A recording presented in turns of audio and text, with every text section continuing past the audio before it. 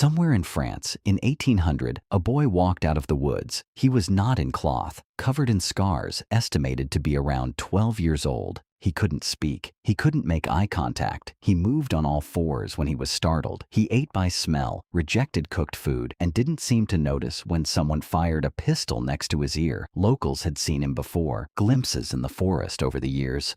Running, disappearing, surviving winters that killed grown men.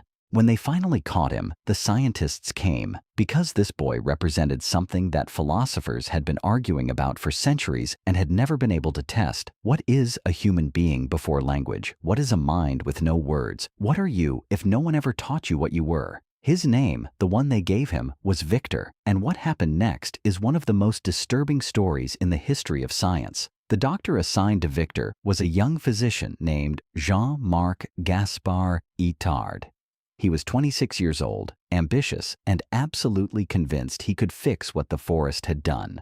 He took Victor into his home. He gave him clothes, warmth, food, routine. He spent 5 years working with him every single day, and Victor never learned to speak. Not a sentence, not a full word, a few sounds that approximated syllables, nothing that could carry meaning from one mind to another. Itard was devastated. He called the experiment a failure. He wrote that he had given Victor everything a human being needed and gotten almost nothing back. But he had asked the wrong question, because Victor wasn't broken. Victor was the answer to something much larger and much darker than anyone had been willing to say out loud. Here's what the science actually shows. Language is not something your brain does automatically. It is not waiting inside you like a program ready to run.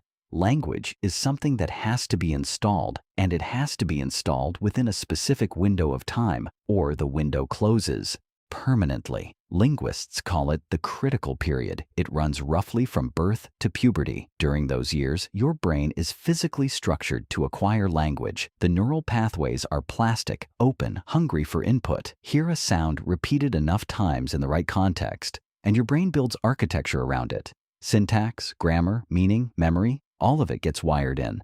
After puberty, that plasticity collapses, not reduces, collapses. The brain can still learn words after that point. Adults learn vocabulary in new languages all the time, but the deep structure, the unconscious grammar that lets you build a sentence you've never heard before, that capacity closes with the window. Victor had almost certainly been in the forest since early childhood. The exact age nobody knew, but by the time Itard got to him, the window was almost certainly shut. 5 years of daily teaching couldn't reopen it. Nothing could.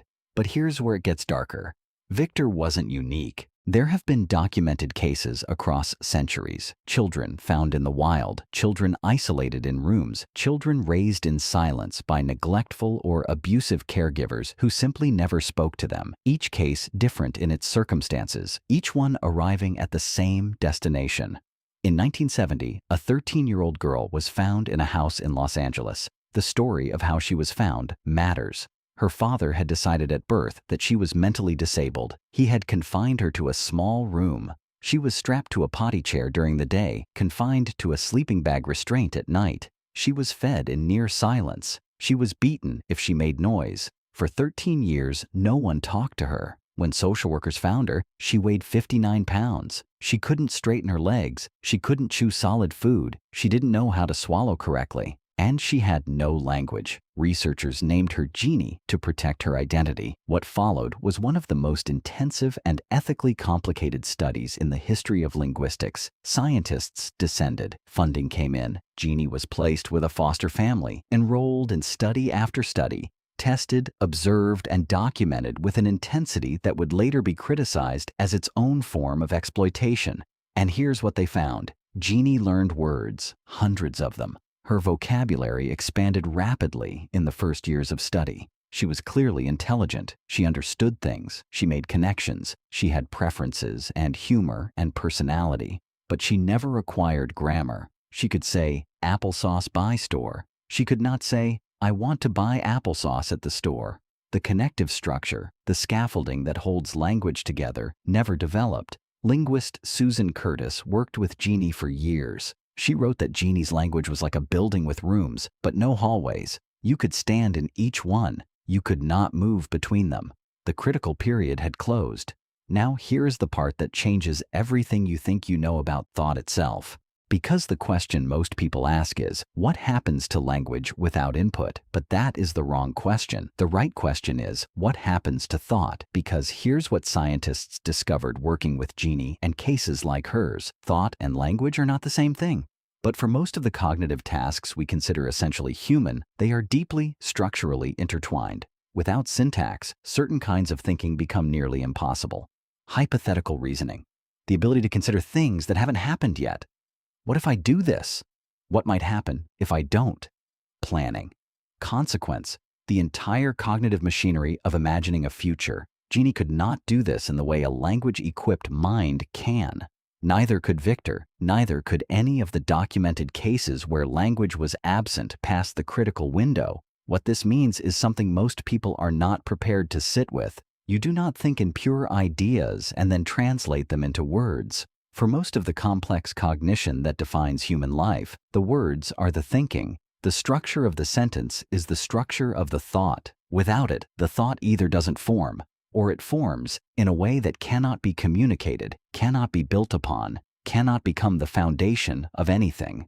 Language doesn't just describe your inner world. For a significant part of what we call consciousness, language is what constructs it. And you got it because someone talked to you. That's it. That's the whole mechanism. Someone spoke to you when you were small, in the right window, with enough frequency and enough context, and your brain built the architecture it needed. No one spoke to Victor in that window.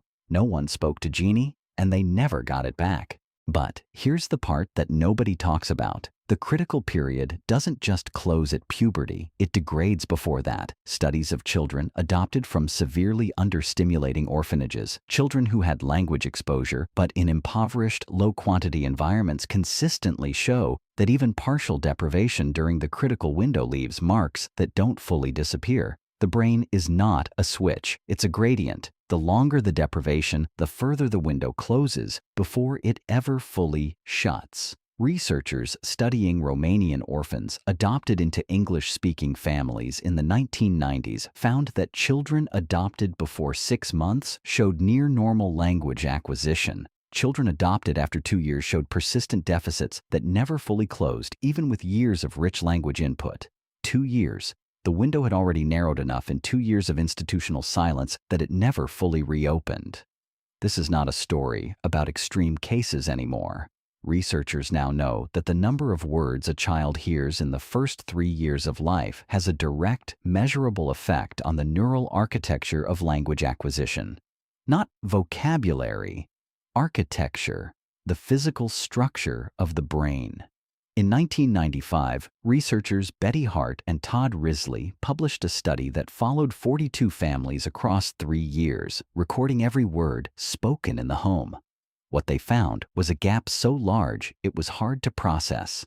By age 3, children in the most language-rich homes had heard approximately 30 million more words than children in the most language-poor homes. 30 million words, and the effects tracked directly into academic performance, cognitive flexibility, and language ability years later, not because some children were smarter, because some children's brains had been given more material to build with during the window when building was possible. Victor walked out of the woods in 1800, and the scientists asked what went wrong with him. But the real question was always, what did he miss? And the answer to that question is the same answer that sits underneath every feral child case, every isolation study, every Romanian orphanage cohort. He missed the window. And the window was built into human biology as an assumption so deep it was never named until someone came along for whom it hadn't been met. The assumption is this, that you will be born into language, that the humans around you will talk to you before you can talk back, that your brain will be bathed in syntax and sound and meaning during the years it is most capable of being shaped by them, that this will happen automatically, the way breathing happens, the way your heart beats. For almost every human who has ever lived, the assumption held. Victor was the exception that revealed the rule. Genie was the exception that confirmed it. And the experiments done since then on children who weren't wild, who weren't abused, who were simply in environments where language was scarce, show that the rule operates on a spectrum, not a threshold. You don't fall off a cliff at puberty. You slide down a slope from birth. Every word spoken to a child in the critical window is a brick. Every silence is a brick that wasn't laid, and the building that gets built in those years is the one you think with for the rest of your life. Itard called his work with Victor a failure because Victor never learned to speak. He was wrong about what the failure was. The failure happened years before Itard arrived, in a forest or wherever Victor had been, in the years when his brain was open and waiting, and nothing came. By the time the scientists found him, the most important thing that was ever going to happen to Victor's mind had already not happened. We think of language as something we use. It is something we were built inside of. And for the first time in history, we now know exactly what a human mind looks like when that didn't happen. It looks like Victor, standing at the edge of a French village, unable to tell anyone where he'd been. It looks like Genie, pointing at things she wanted, never able to say why she wanted them. It looks like a mind that is fully human in every biological sense, and something else entirely in every other one. The window opened when you were born. Someone talked to you, and without knowing it, they built the part of you that is reading this right now.